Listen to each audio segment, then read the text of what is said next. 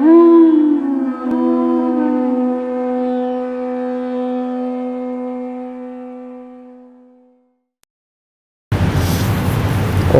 Jnanatimirandhasya Jnananjanashalakaya Chakshurunmilitam Yena Tasmai Shri Gurave Namaha Shri Chaitanya Manobhishtam Sthapitam Yena Bhutale Swayam Rupa Kadamahyam Dadati Swapadantikam Vandeham Shri Guroho Shri Yuddhaparakamalam Shri Gurun Vaishnavamscha Shri Rupam Sagrajatam Sahagana Raghunathan Vitam Tam Sajivam Sadvaitam Savadhutam Parijana Sahitam Krishna Chaitanya Devam Shri Radha Krishna Padan Sahagana Lalita Shri Vishakhan Vitamscha He Krishna Karuna Sindho Dinabandho Jagatpate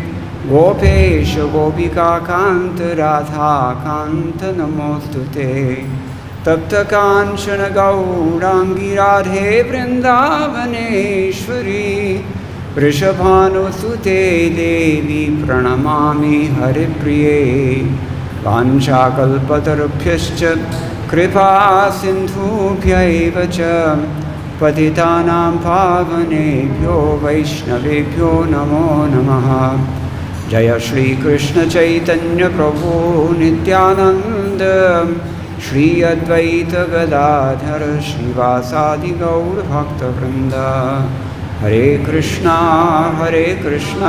Krishna Krishna Hare Hare Hare Rama Rama Rama Hare Hare Avritam Jnanametena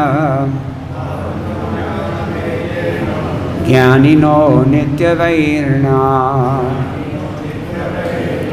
Kamarupena Kaunteya Dushpurenanalena cha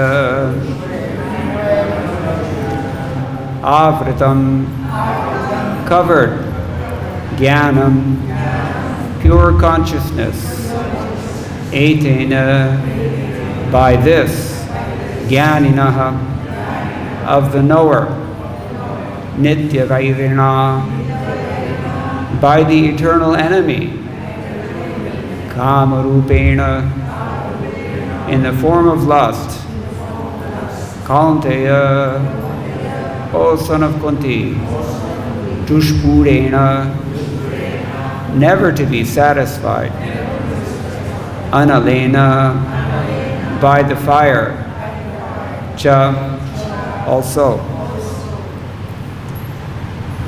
Translation: thus the wise living entity's pure consciousness becomes covered by his eternal enemy in the form of lust, which is never satisfied and which burns like fire. Please repeat. Thus the wise living entity's pure consciousness becomes covered by his eternal enemy in the form of lust, which is never satisfied and which burns like fire. Purport by His Divine Grace A.C. Bhaktivedanta Swami Prabhupada Ki Jai. It is said in the Manusmriti that lust cannot be satisfied by any amount of sense enjoyment, just as fire is never extinguished by a constant supply of fuel. In the material world, the center of all activities is sex, and thus this material world is called Maithunya Agara, or the shackles of sex life. In the ordinary prison house, criminals are kept within bars. Similarly, the criminals who are disobedient to the laws of the Lord are shackled by sex life. Advancement of material civilization on the basis of sense gratification means increasing the duration of the material existence of a living entity. Therefore, this lust is the symbol of ignorance by which the living entity is kept within the material world. While one enjoys sense gratification, it may be that there is some feeling of happiness, but actually that so-called feeling of happiness is the ultimate enemy of the sense enjoyer. Madgavira Bigopala Swikuryat Kripaya Yadi Tadaiva Sampayaha Pitwa Hrishe Yustat Priyajanaha. The wise man's knowledge of his natural awareness or gyan regarding the self is covered by his enemy acting as lust.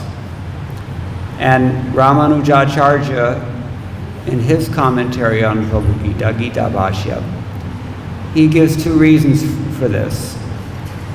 One is that this lust remains insatiable because it is Vishaya Vyamoha Janana. It generates bewilderment through sense gratification. Anyone who has ever deliberately indulged in sense gratification, you've experienced. It produces bewilderment. And that cannot be satisfying. And the second reason that this lust is dushpura, according to Ramanujacharya, is dushpurena purti anartha vishayena analena. That is to say that it's not really worth fulfilling these desires for sense gratification. It's all for naught. And in that way also, it remains unfulfillable, we can say. Dushpura, you can't, it's insatiable, you can't satisfy it. Madhvacharya says that even immediate knowledge of God, that is to say, knowledge that you've heard from your spiritual master, if it's acquired by Shastra, it still cannot shine from your person or within your heart, as long as it is encrusted by kama, lust. Even in the case of Gyanis, the person that we're talking about in this verse is Gyaninaha, of the Gyani. It doesn't say of the ordinary person. It doesn't even say of those who have a little bit of Gyan. It means a Gyani, a wise man, someone who knows all the Shastras. And so then what to speak of those of us who don't really know much of anything, those of us who maybe we've heard something from the spiritual master and maybe we're trying to repeat what we've heard without the adequate realization. What to speak of ourselves? So we can become bewildered, this is the point. And for this reason, Srila Prabhupada always prodded his disciples, read these books every day. The books are not just for selling, they're not just for distributing to others. They're for reading, for our own edification, because it's surprising how quickly we can be covered over by our desires. Now, lust is defined in different ways. According to Merriam-Webster's English Dictionary, lust primarily means intense desire of a sexual nature. But secondarily, lust also means a strong wish for something. Just like we sometimes hear it said, this person has a lust for politics, or he has a lust for life, a great enthusiasm. So a third meaning that is given in the dictionary is an urgent desire or interest in something. Just like you may have an urgent need to eat some sweets, emergency. Sometimes it happens.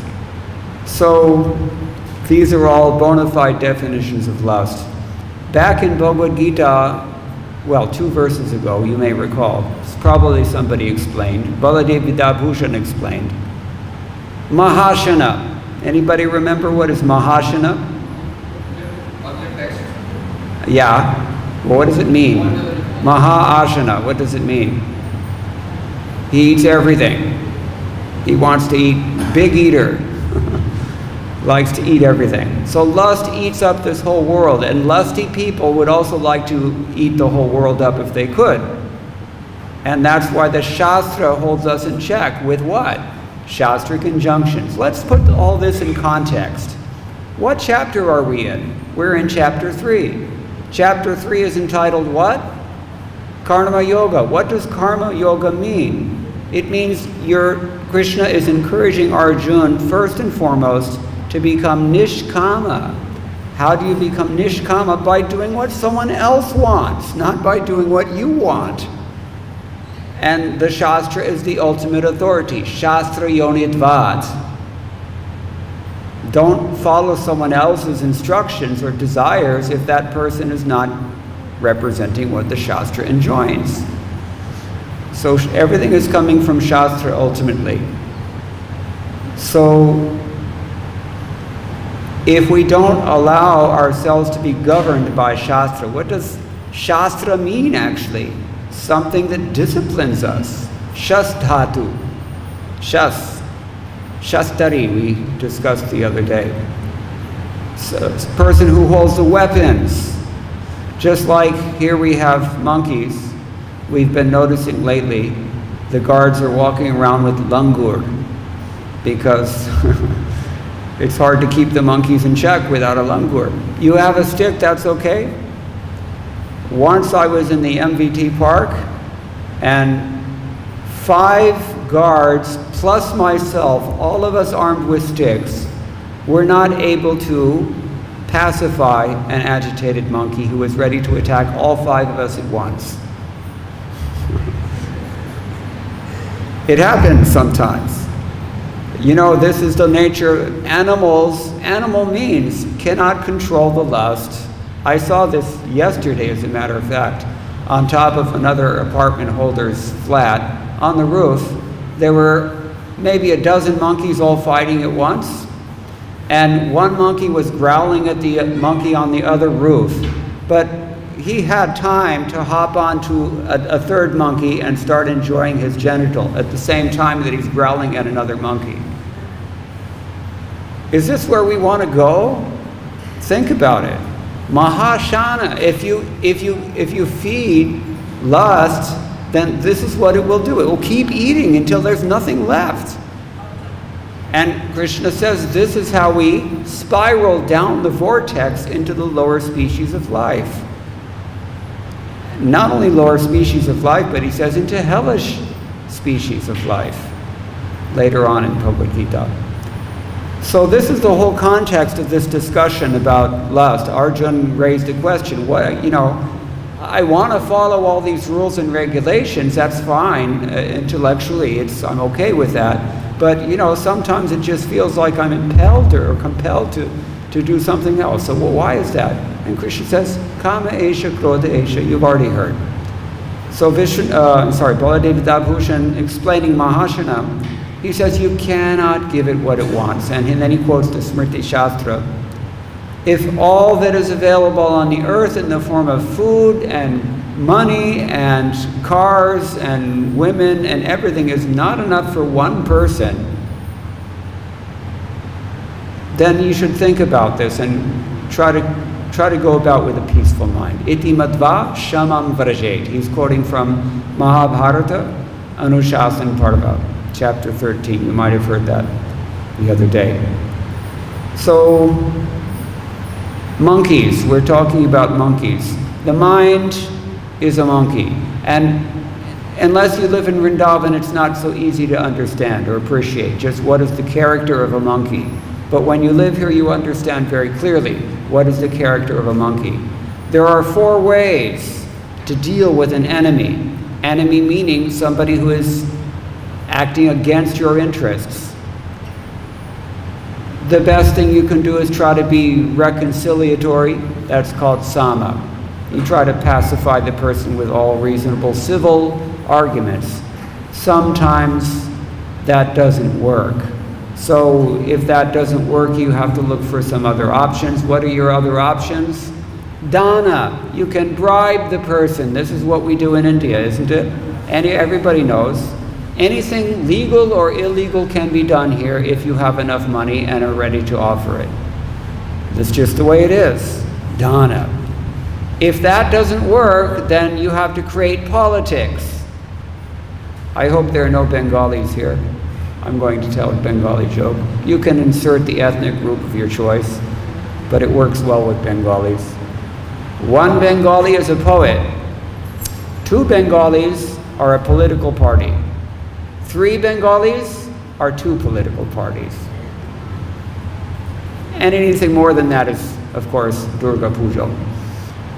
But the point is that people divide and rule. If you can't bribe your enemy, if you can't pacify your enemy, then you have to at least divide your enemy so that he's not so formidable. That's politics. Some people have a lust for politics, as we said. And then finally, if nothing else works, then what do you have to do? War. Danda. And this is the point about monkeys. And we've already mentioned, sometimes even a danda doesn't work. Even you have to get the langur only, because he can rip those little guys to shreds. So this is how the mind has to be dealt with. Never ever trust the mind, we're told in the 5th canto. Never leave it for a second. Do not leave it unsupervised. Do not trust it. Do not try to cajole it or try to bribe it or convince it. It will not work. The mind is contaminated with lust. We were describing the definitions of lust. Sexual, that is obvious. The whole world, Prabhupada says, is going around on the basis of that. Strong impulse, very difficult to control also. But anything you want, and people want so many things, desires in general. This is kama also. In Sanskrit, it's not such a hard and fast distinction made. Any kind of desire, it's ultimately lust, but there are many different kinds of desires. Even in English, the word lust doesn't always just mean sexual. So this is what Baladevi Dabhushan had said about the nature of lust, which is all-devouring, sinful enemy of this world. Why enemy? This is the theme of the commentators on today's verse. The theme is that they're addressing is this question: why do you call lust an enemy?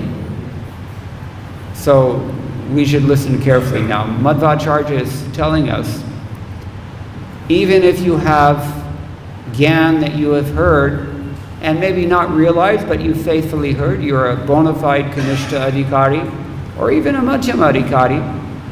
You've heard from your spiritual master, and you may not have fully realized, but you have faith. Even then you can be bewildered by lust, by desire that captivates the intelligence. The enemy is already sitting in strategic locations within our mind-body complex.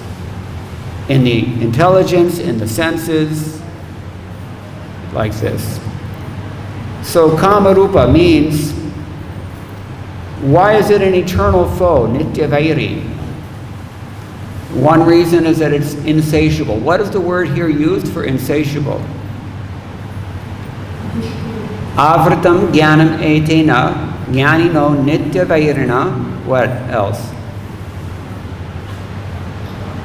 Kamarupena kaunteya dushpurena analena cha. 2 words are used actually. Dushpura and anala. Analam. Analam. What does analam mean? आमतौर पर आग को बोलते हैं या अग्नि. But another Sanskrit word is analam. What does analam mean actually? An-alam. Alam means enough, coffee. Analam means it's not enough. Dushpurena analena cha. No matter how much you give it, it's not enough because it cannot be fulfilled. Dushpura. Dushpura, you can say, means it's difficult to fulfill, but actually the fact of the matter, according to what we've already heard from Ramanujacharya and also from Madhvacharya, it cannot be fulfilled. So this is an important thing. Even if you get the post of Indra, what happens then? Then you start thinking about, if only I was Lord Brahma.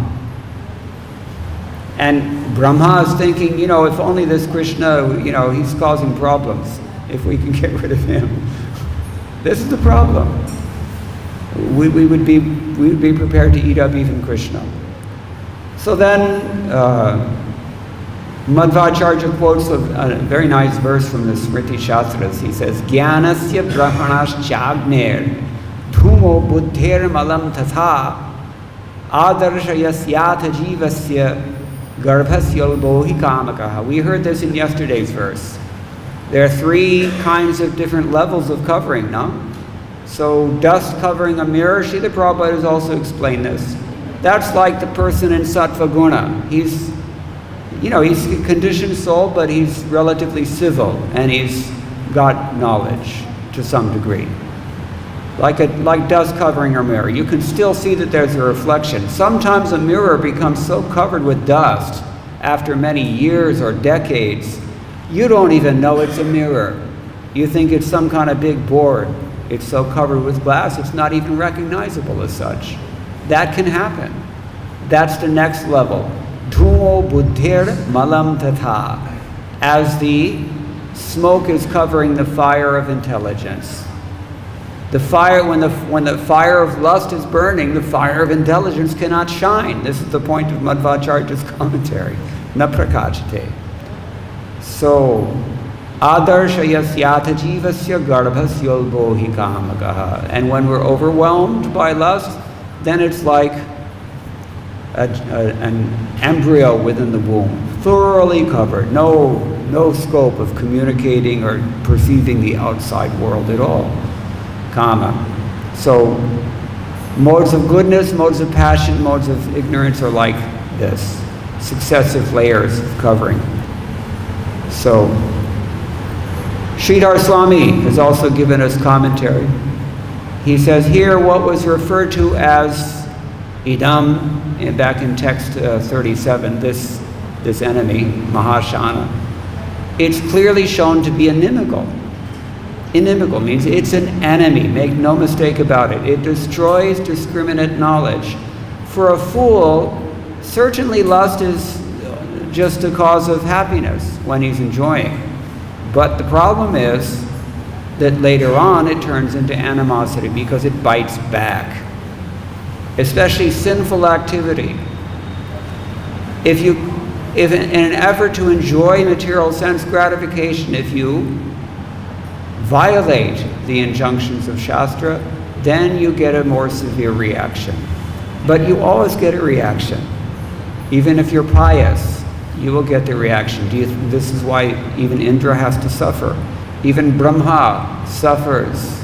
Even the people, those deities that are worshipped by materialistic persons, they're all suffering, actually. They're all conditioned souls. And they're all infected to one degree or another by lust, and they're all covered by that lust to one degree or another as well. So that's one thing. And then another thing Sridhar Swami mentions is that even though plied with sense gratification, this lust remains unsatisfied. So therefore it's called an enemy because also it causes shoka and santapa.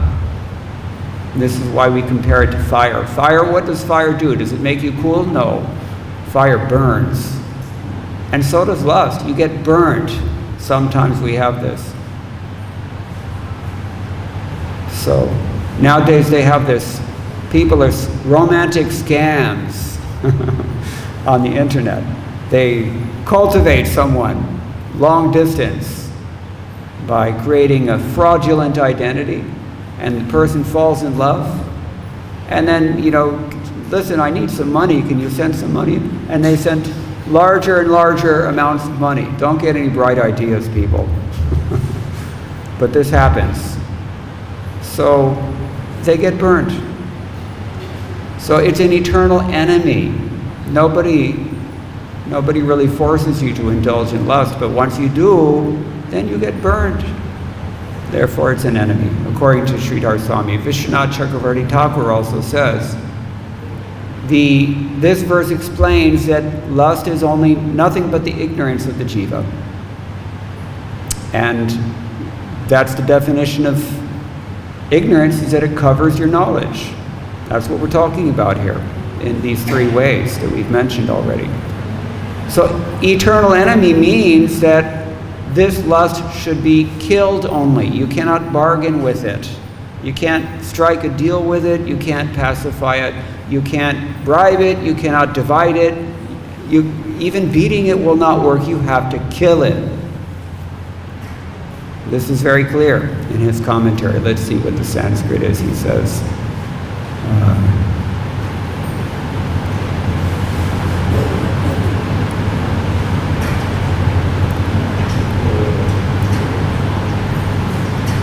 anyway, Bhaktivedanta says much the same. Well, first of all, Vishwanath Chakravarti Thakur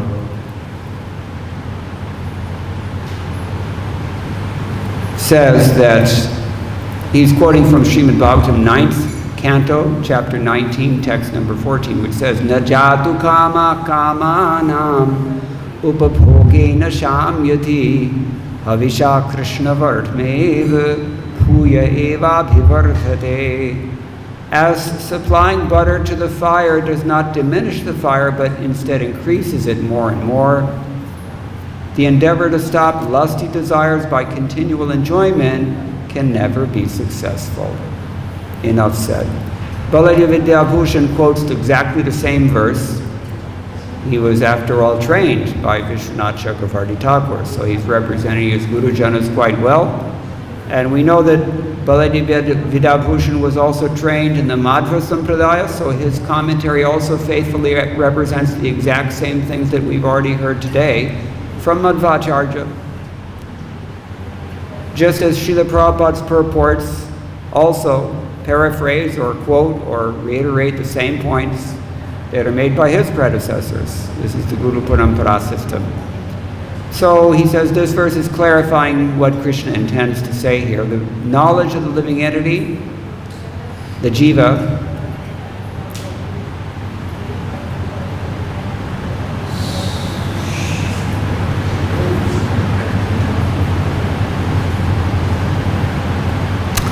knowledge of the living entity who is called Jnani. He says this Jnani refers to any jiva. Gya, what does Jnana mean? Gya actually means awareness or pure consciousness. So everybody has Jnana. If you're sentient, if you're awake, if you're conscious, you can be called a Jnani in a very general sense. So apparently that's how he's taking it. But this knowledge of the jiva is covered by its eternal enemy, Nitya Vair. Somebody who's envious, actually, is what it means, in the form of lust, kama rupena. For the ignorant person, kama is a friend because it gives happiness at the time of enjoying sense objects. This is how the politicians exploit stupid people. And we see worldwide this is what they do. You just have to drown them in sense gratification. They'll agree to anything you say because they can't think straight. Why? Because their intelligence is covered by lust for the things that they desire out of ignorance. So primary objective of any politician or even big corporate magnate is to keep people in ignorance. The last thing you're going to be encouraged to do by a politician is to read Srila Prabhupada's books, for sure. And the only reason they read them is to know how to deal with people who read them. But this is the point. For the ignorant person, kama seems like a friend, but actually it's the enemy because its ultimate effect is suffering. But the person in knowledge knows that even at the time of enjoyment, it will also be a cause of suffering. Therefore, it's called a constant enemy. Nitya Vairi, he says, means it's at any stage of the process, this lust has no interest in your own welfare. That's an enemy. Somebody who has no interest in your welfare and is working against it constantly, that person can be called a Nitya Vairi. Lust is like that. You have to control your own. Nobody else can do it for you, and nothing will happen until you do, in terms of advancement in spiritual life. So that's why the acharyas are emphasizing here, this is an enemy. Make no mistake about it. This lust is not your friend. Therefore, this means, Baldevidya Bhushan reiterates, that by all means it should be destroyed. He says the same thing as Vishwanath Chakravarti Thakur. Tasmat sarvatha hantavya iti bhava. Tasmat sarvatha hantavya iti bhava. The idea here is that in every way, all times, in all circumstances, this thing should simply be killed. Hanta. Hanyate. That doesn't mean you should harm it, or you should discipline it, or imprison it. Kill it. Very unmistakable. Okay, so the person in knowledge knows that even at the time of enjoyment, this thing will become his enemy. It's always his enemy, rather. Therefore, by all means, it should be killed.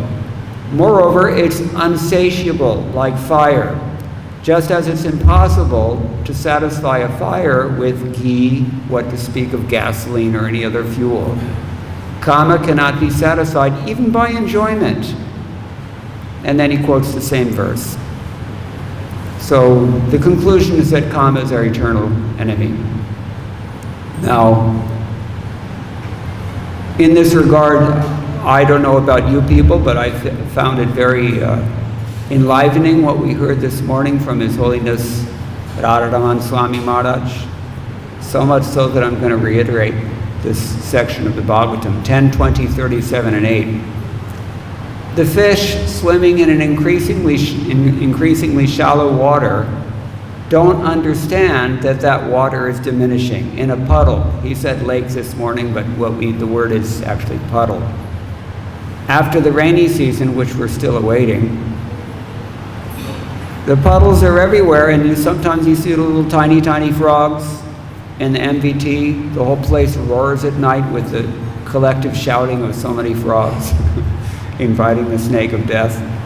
And they don't realize that some of them are trapped in these little puddles that are going to dry up when the sun comes out. And they don't realize that in exactly the same way that so many people in this world set up their little puddles very comfortably, and they don't see that the season is changing and this puddle is definitely going to dry up. And hey, did you notice it's getting hot in here? Global warming. This is the next verse.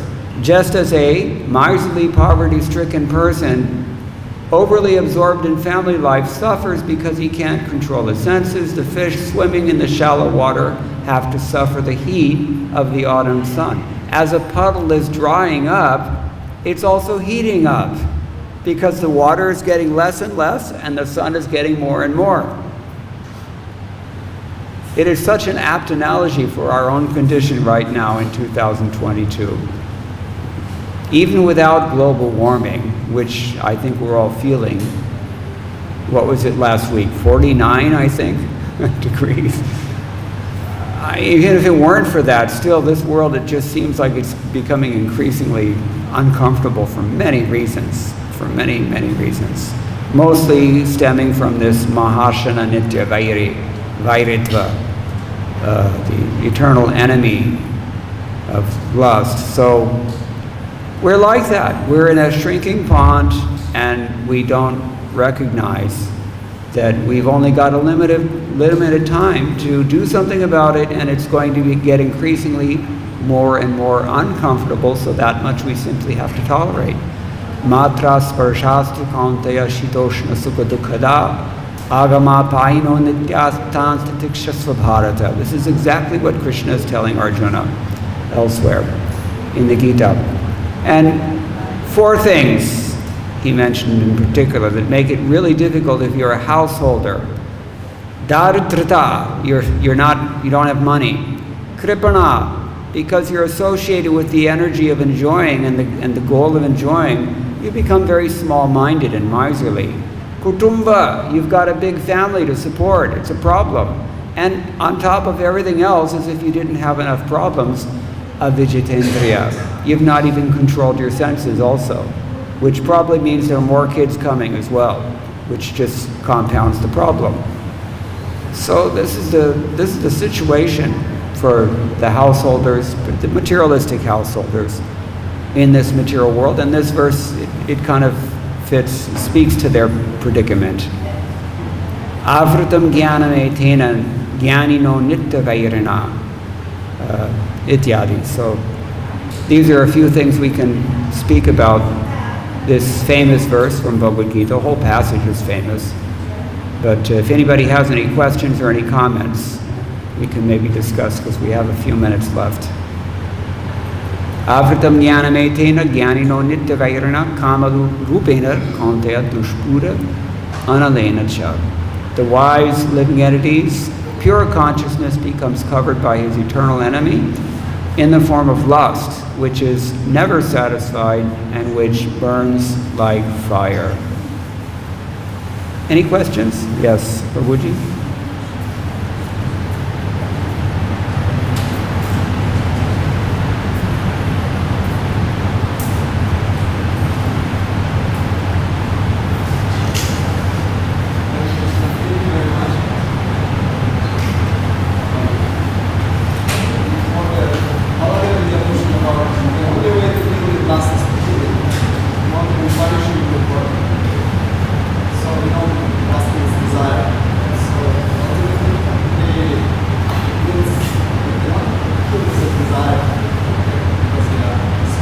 Yes. Okay, I think you're asking that we can't pacify or bribe or weaken or in any way deal with lust other than killing it. So, but at the same time, our desires are natural to us. We can't repress them either. So what do we do? Is that what you're asking? Very good question. This is why I mentioned that we have to take this instruction here at the end of chapter 3 in the entire context of chapter 3, in which Krishna is trying to convince Arjuna to do what? What is he trying to convince Arjuna to do? Fight. And why fight? Because that happens to be Arjuna's dharma, swadharma. I mean, actually, Krishna's ultimately going to take it to a higher level by pointing out that the active ingredient of your swadharma, so to speak, is pure bhakti, surrender. But at this stage of the conversation, he's just trying to get Arjuna to perform his duty. And Arjuna's specific duty is to fight as a kshatriya. Every one of us has a particular duty to perform. A housewife has something she has to do. Prabhupada gives the example. Apropos example at this time of the year. She has to cook in the kitchen, even though it's the hottest part of the year. And similarly, a person in the month of Magh also has to go and bathe in the river. Nowadays, that's largely been obviated because we have water piped into the apartments. But the point is that you have to do your duty. Prahlad Maharaj says elsewhere in the Bhagavatam, you can conquer over desires for sense gratification by disciplining your senses very strictly. And on what basis do you discipline your senses? Well, Krishna says in the end of chapter 3, Tasmat Shastram Pramanam Te Karya Karya Vivasthitau. You should decide what you're going to do and what you're not going to do based on what the Shastra enjoins. And if the Shastra enjoins to do this, then you don't do that, you do this. So it's very straightforward and it's very easy, but because our desires are stronger, therefore the desires kind of push the intelligence out of the way momentarily, and we begin to rationalize and reinterpret and misinterpret and just outright ignore the things that we don't like to hear. That's the problem. And that's why Krishna's special mercy incarnation comes in the form of the bona fide spiritual master, because you can't do that with him. In the temple, Krishna will always be smiling and playing a flute. No matter what nonsense you do, he's still smiling. But the spiritual master is going to call you a nonsense, more often than not, because it's his duty. Spare the rod, spoil the child, as they say in English. So the short answer to your question is that we control our senses by engaging our desires in accordance with the injunctions of Shastra under the guidance of the bona fide spiritual master. And that fits right in the general mood of this chapter in which Krishna is emphasizing this point. Let me just read something that's very significant here in this chapter also, that hopefully should make this very clear. I just read this last night. I'm going to just look at text 16, wherein Krishna says, "My dear Arjuna, one who does not follow in human life the cycle of sacrifice thus established by the Vedas," he's talking about dharma, "certainly leads a life full of sin. Living only for the satisfaction of the senses, such a person lives in vain." And Srila Prabhupada has given us a very fine purport here. He says, "The mammonist philosophy of work very hard and enjoy sense gratification is condemned herein by the Lord. Therefore, for those who want to enjoy this material world, the above-mentioned cycle of performing yajnas is absolutely necessary. One who does not follow such regulations is living a very risky life, being condemned more and more. By nature's law, this human form is specifically meant for self-realization in either of three ways." So you have three bona fide options. Listen to them. Karma yoga, jnana yoga, or bhakti yoga. There's no necessity of rigidly following the performances of the yajnas for the transcendentalists, who are above vice and virtue. But those who are engaged in sense gratification require purification by the above-mentioned cycle of yajna performances. There are different kinds of activities. Those who are not Krishna conscious are certainly engaged in sensory consciousness. Therefore, they need to execute pious work. The yajna system is planned in such a way that sensory conscious persons may satisfy their desires without becoming entangled in the reaction. The prosperity of the world depends not on our own efforts, but on the background arrangement of the Supreme Lord, directly carried out by the demigods. You're acting in harmony with this cosmic plan if you engage in your prescribed duties. And you're causing problems if you don't. That's the take-home message here. Indirectly, it is the practice of Krishna consciousness, because when one masters the performance of yajnas, one is sure to become Krishna conscious. But if by performing yajnas one does not become Krishna conscious, such principles are counted only as moral codes.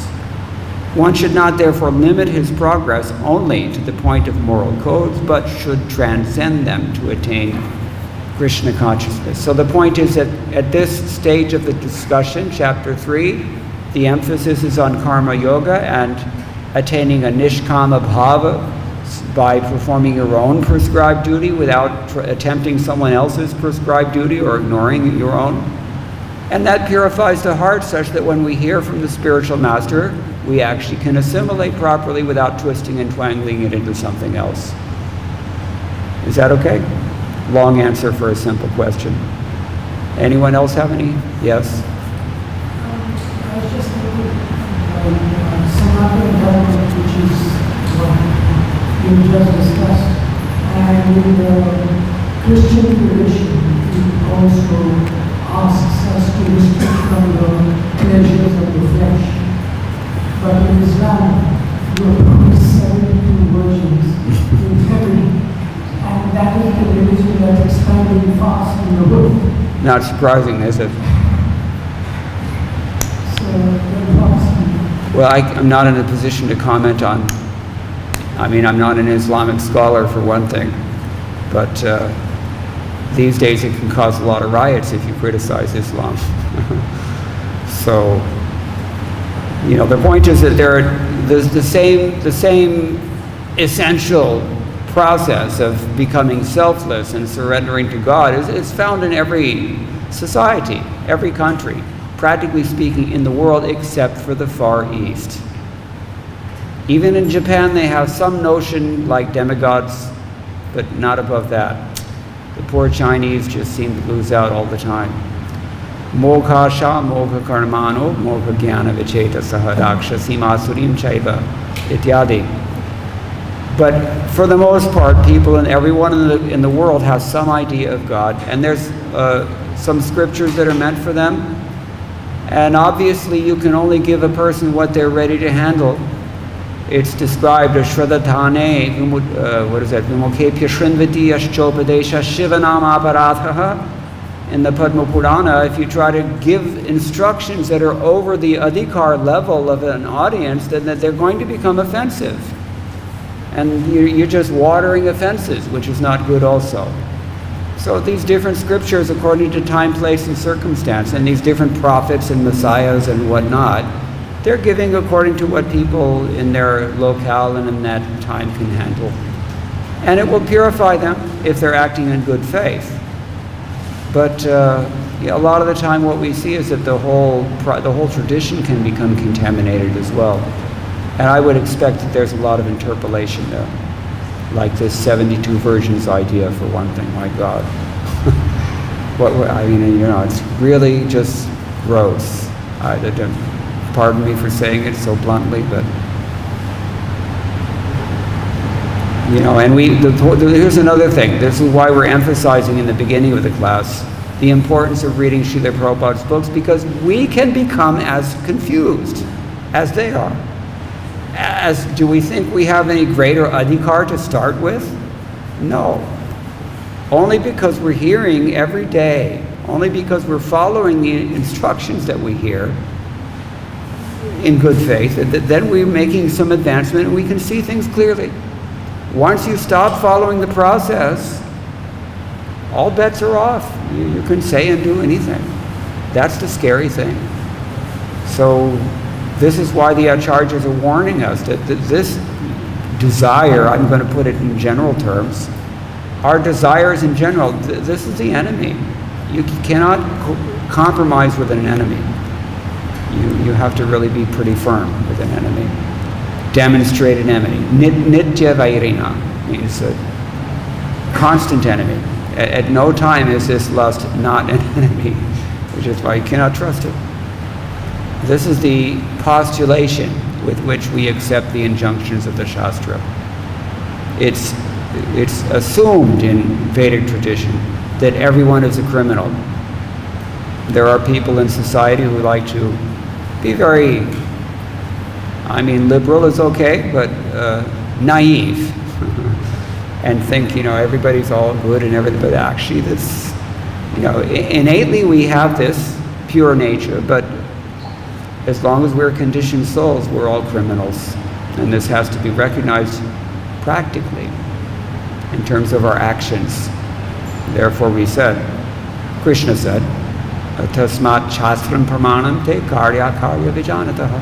You have to discriminate what to do and what not to do based on what you're told in the Shastra. Guru Sadhu Shastra. Narottam Das Thakur said, Guru Sadhu Shastra Vakya Chite Te Kuriya Aikya. All three of them saying the same thing. We have to surrender only. Okay? All right. Time is up. Thank you very much. All glories to